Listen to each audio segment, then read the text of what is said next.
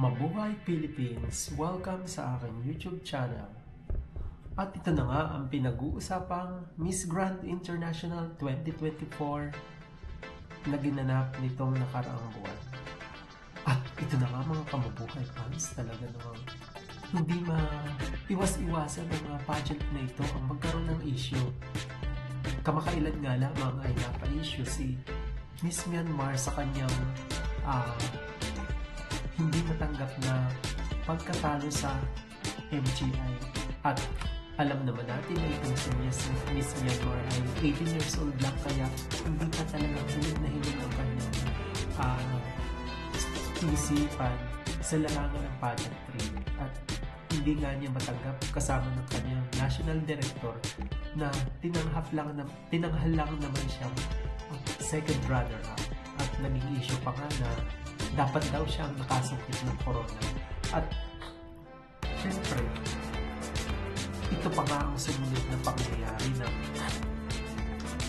pumutok din ang issue dito nga kay Miss France na sinasabi na nagka-attitude daw ito. At si Miss France na si Safito Kabingeli ay na-dethrone bilang third runner-up sa Miss Grand International. At inabangan ito ng mga pageant fans, kaya naman marami ang nagtaka. Naging issue ito sa bawat at laman ng mga news. At syempre hindi naman tayo maniniwala hanggat hindi natin kukonfirm ito kay Angkol Nawat. At alam naman natin na simula't simula pa lamang ay laban na laban itong si Miss France. At siguro kaya nasungkit niya ang placement na ito dahil talaga namang grand na grand ang kanyang performance. At syempre gustong gusto rin naman natin yung kanyang beauty, di ba mga kamabuhay fans? At syempre hindi rin tayo mawawala ng or maniniwala sa mga issue ito dahil gusto natin confirmation mo talaga kay Mr. Nawat.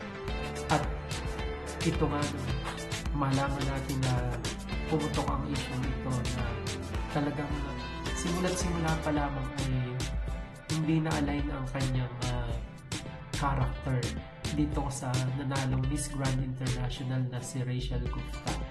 At syempre dun pa lang sa mga press release interview ay mayroon na silang sagutang nangyayari.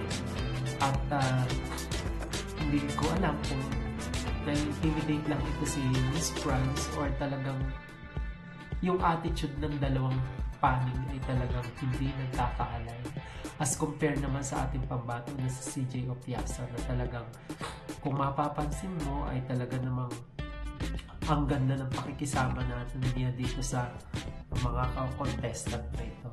At ito nga yung kung totoo man ito, nabasa ko lang ito sa mga iba't piling-piling mga sources.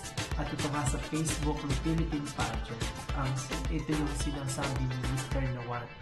Ito yung pahayag ni Mr. Nawat sa issue ito. I think the issue about Miss France is ridiculous.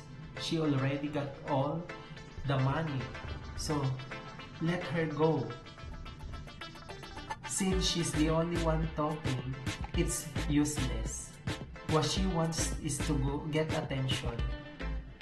Rachel did nothing wrong, but whether Miss France feels good or bad depends on her subconscious.